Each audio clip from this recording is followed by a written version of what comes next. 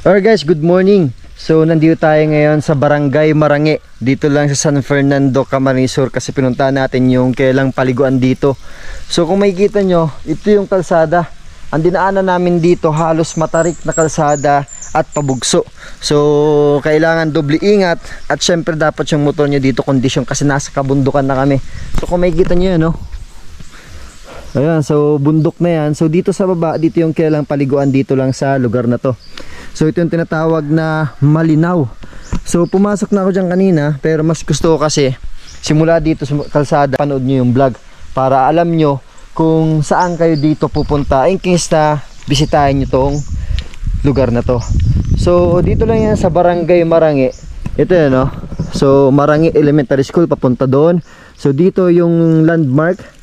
At pwede rin ito maging landmark kasi dito pag hindi nyo alam yung daan pwede kayo makalampas kasi nandito lang yan sa papasok sa bandang kaliwa ko.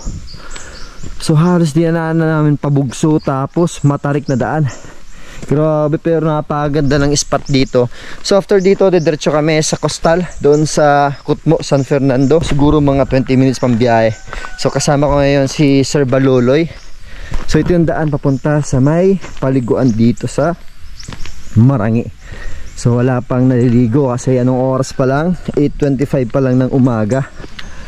So napaka-presko dito kasi halos punong kahoy ang makikita mo dito, halaman, tapos napakatahimik.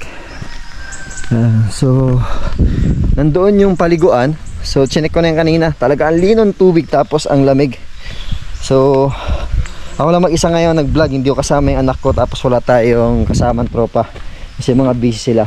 So ngayon sinamahan tayo ni Sir Baloloy. So ito yung comfort room in case na mag-CR kayo.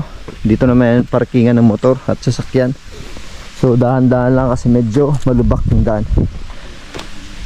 So ito yung mga parang cottages nila. Naliyo ng tubig doon, no? May entrance boss dito? Wala na. Wala na? Magkano yung una nung nakaraan? 5 piso. 5 piso? So yung Sir Baloloy siya kasama natin dito sa San Fernando. Ayan, so kung makikita nyo, napakalino ng tubig. Ito boss, nag-supply ng tubig sa San Fernando? Bukal to, ano boss? Galing sa taas? So ibig sabihin ang tubig dito unlimited, galing sa bundok. Ayun, oh. So napakalamig ng tubig. Sayang hindi tayo makapaligo.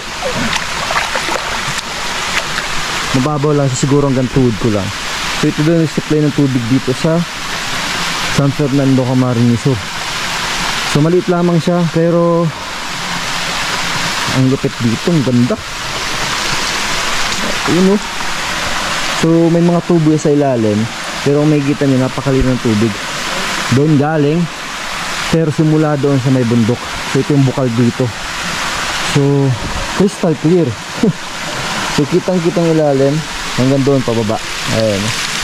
So papunta yung daloy ng tubig doon. So napakaganda ng tubig, saka napakalamig. Isa tayo doon, tingnan natin.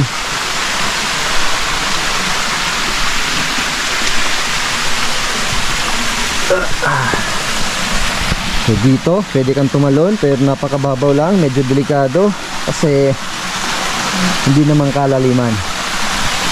Siyempre kung pupunta kayo dito sa lugar na to, eto na, bawal magkakaan-inom dito sa area ito kasi siyempre yung dumi minimintain nila. Wala nang entrance fee.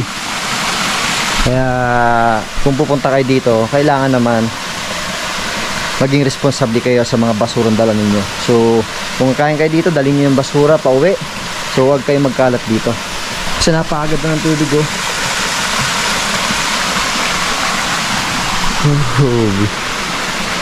Dito lang yan sa Barangay Marangi, San Fernando, Camarines Sur.